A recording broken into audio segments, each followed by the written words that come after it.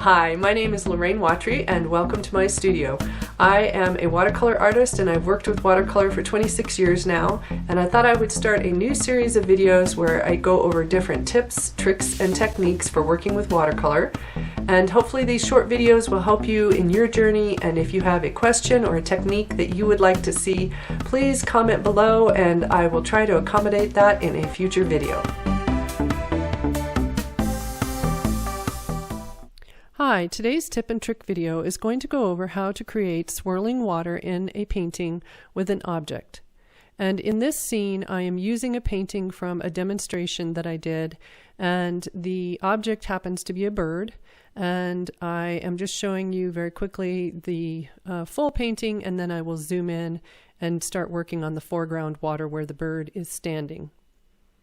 So I started this painting doing wet and wet, and I was using cobalt blue and burnt sienna to create the gray-blue shapes that are in the water. And I am now in the foreground, and I am continuing to add layers to some of those areas. So I work my paintings up in layers, and it helps me to get an idea without overcommitting and making something too dark and trying to go back and lighten it. So I tend to work in layers, and right now I am darkening those areas down by the bird. I am looking for shapes in my photograph that have the movement of the water. So they generally will have curves to them. And I am also looking at edges. So I'm looking for soft and hard edges. Right here I'm adding layers to that reflection that's in the water, and it's probably from something that is around the bird, and it is a darker, harder edged shape. And I'm using ultramarine blue and burnt sienna now, and ultramarine will go darker than the cobalt, so I switched over to that to do this area. And as I'm working through this image, I am looking at my source material, and I am trying to find the shapes and objects and things that will help it feel like there's movement in the water. So some of those things will come in a future layer because I am working on the lighter areas right now, so I'm ignoring some of those harder edged, darker shapes right now. And in order to make some of those edges still look soft, I either add water to the paper and then paint some of those shapes in, or I place some color on the paper and then use a little water to soften an area.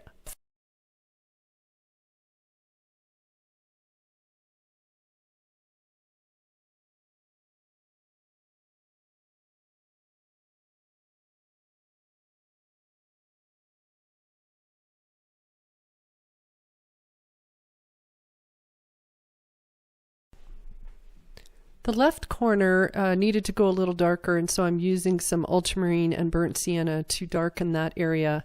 And I also want to darken it because your corners can draw attention, and so by darkening it, that makes it less noticeable and helps you focus more on your center of attention, which in this image would be the bird.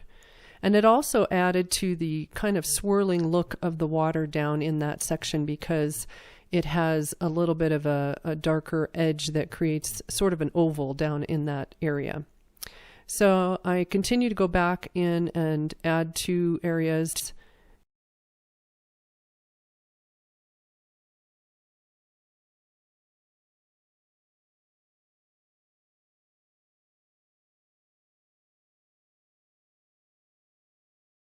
And I'm adding a little bit of some pink down in the reflection of the water that I'm keeping soft edged with clear water first, because the bird's legs were reflecting down into the water.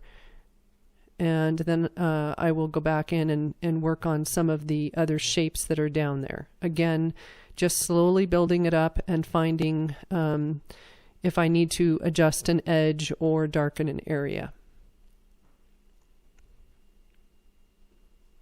And a lot of the shapes in the water will tend to have some kind of change in their edges. So it could be hard and then go soft. It would depend on how much motion is in the water. Also, if you have a really windy day, there might be lots of wavy lines, or if it's a slightly calmer day and just gentle waves, then the lines will be less motion to them.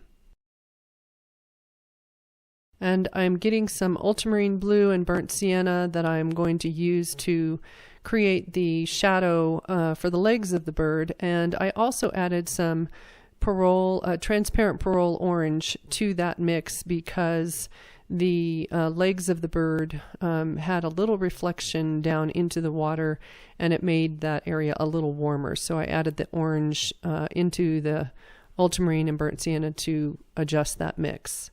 So I would continue working on the reflections and getting all of that in before going and removing the mask for the bird, and then I can come back and make any changes I need to. I hope this video was helpful and gave you an explanation of how to create swirling water around an object.